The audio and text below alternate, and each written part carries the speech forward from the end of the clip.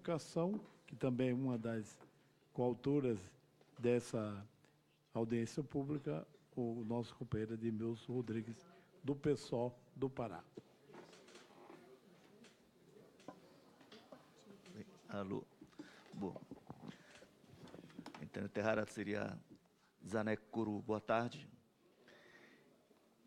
Parabéns à Comissão de Direitos Humanos, parabéns, deputada Janete, pela iniciativa de organizar esse debate de importância estratégica. Mas é importante lembrar, a despeito da educação do ministro, realmente é uma pessoa bem educada. Eu tive a oportunidade, após a reunião, em que ele anunciou apenas 800 bolsas para os estudantes representados em uma comissão no Ministério, o que causou realmente um sentimento de tristeza e revolta. Logo depois eu tive a oportunidade de reunir com o ministro e sua equipe para levar um pleito da bancada paraense relativo a emendas parlamentares. E como no dia anterior eu reuni com 200, 300 lideranças quilombolas e indígenas no campus da Universidade Federal do Pará, em Belém, eu trouxe ao ministro esse sentimento de revolta, de indignação, e anunciei para ele o que eu havia ouvido da decisão soberana dos estudantes, de ocupar Brasília a partir do dia 18 de junho. Isso era uma quarta-feira. Dizíamos que, eu acho que em números exatos, 2.492 alunos haviam ingressado no primeiro semestre. Estávamos já em junho e uma boa parte em todo o Brasil não tinha mais como permanecer, ou na capital federal, ou em Belém. Se a gente pensa que Portugal tem 93.212 quilômetros quadrados, o Pará tem 1.248.000. Então, sair da floresta Itaituba 2, um membro de uma aldeia Munduruku, onde querem construir São Luís do Tapajós para destruir, dizimar essa etnia das mais numerosas e tradicionais, que em relatório da FUNAI, os estudos mostram presença há pelo menos 1.200 anos ali na região. Mas para sair de lá e estudar em Santarém já é muito difícil. Estudar em Belém, quem paga a passagem aérea? É quase o mesmo tempo de Belém em Brasília. Ou vai de barco, 2, 3 dias, a depender do porte da embarcação. Isso a favor da correnteza. Se for de Belém para lá, vai demorar mais, claro. Contra a corrente. Então, o sofrimento é muito grande. Quando se garante uma política de auxílio e de bolsa permanência, é baseado numa necessidade real. Como é que um quilombola sai, deixa sua produção, deixa sua família, muitas vezes deixa seus filhos e filhas, crianças, adolescentes, para realizar o sonho de se transformar num pedagogo, ou num médico, ou num arquiteto, ou num advogado? Como? Como sobrevive? E a bolsa é tão irrisória, e o número é tão pequeno.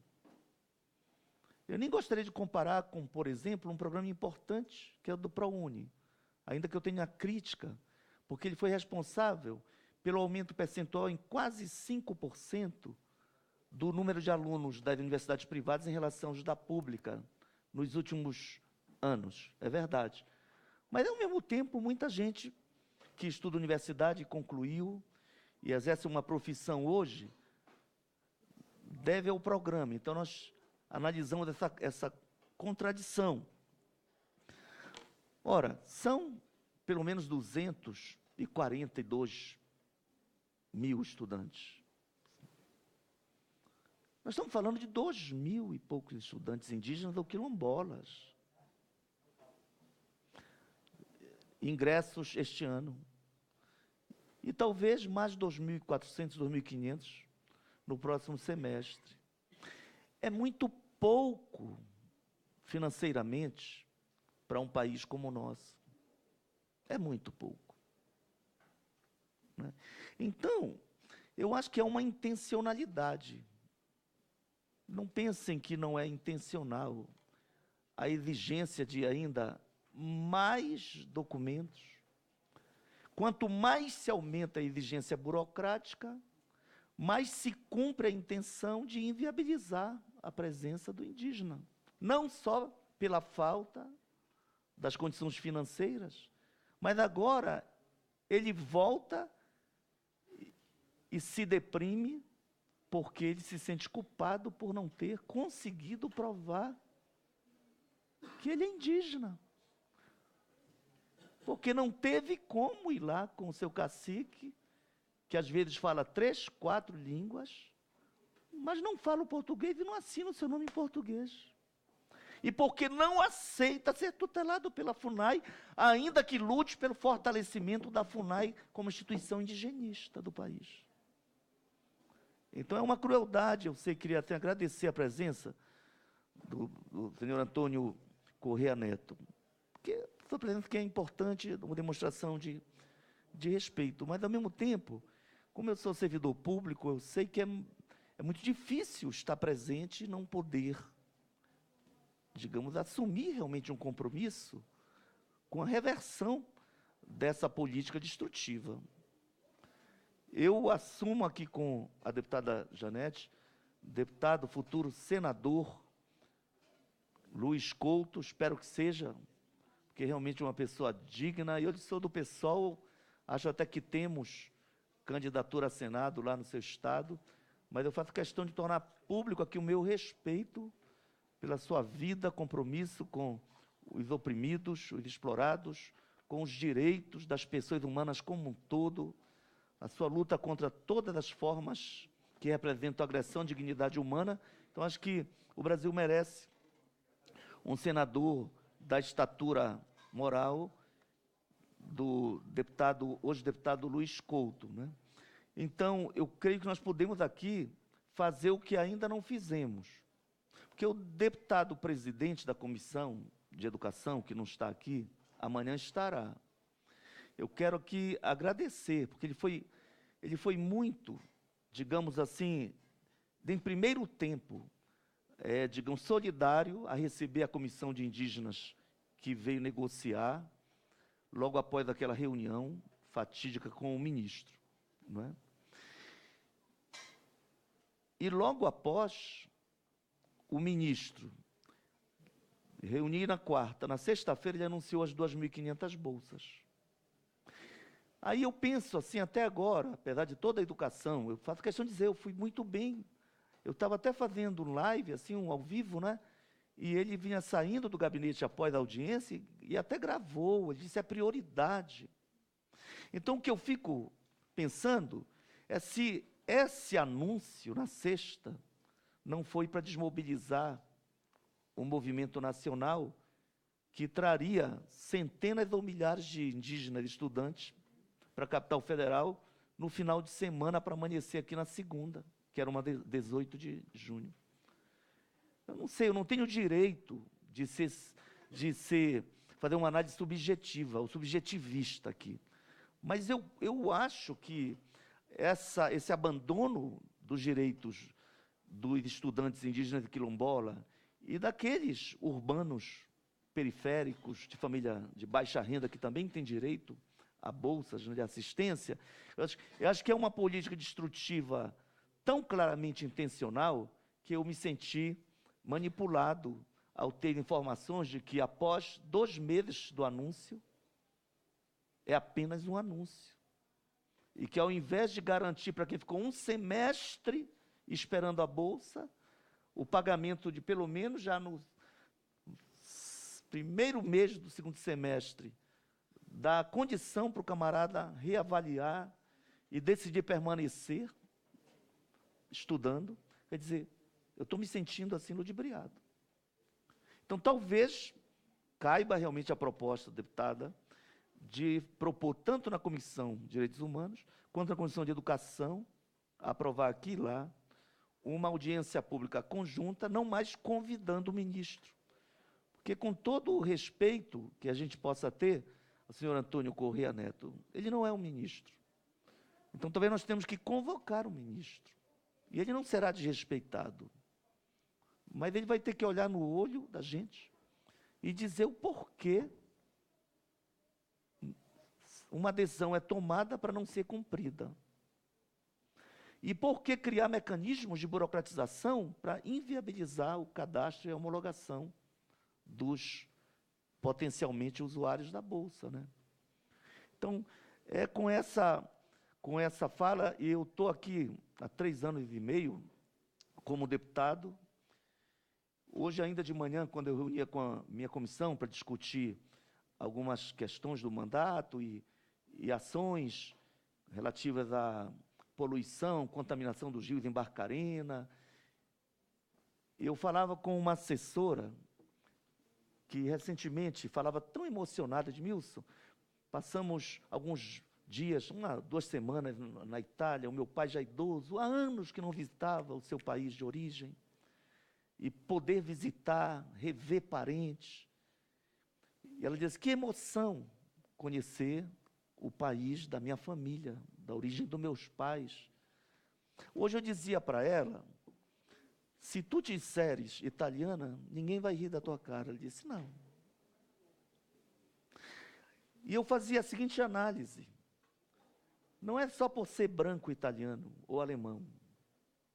Entendeu?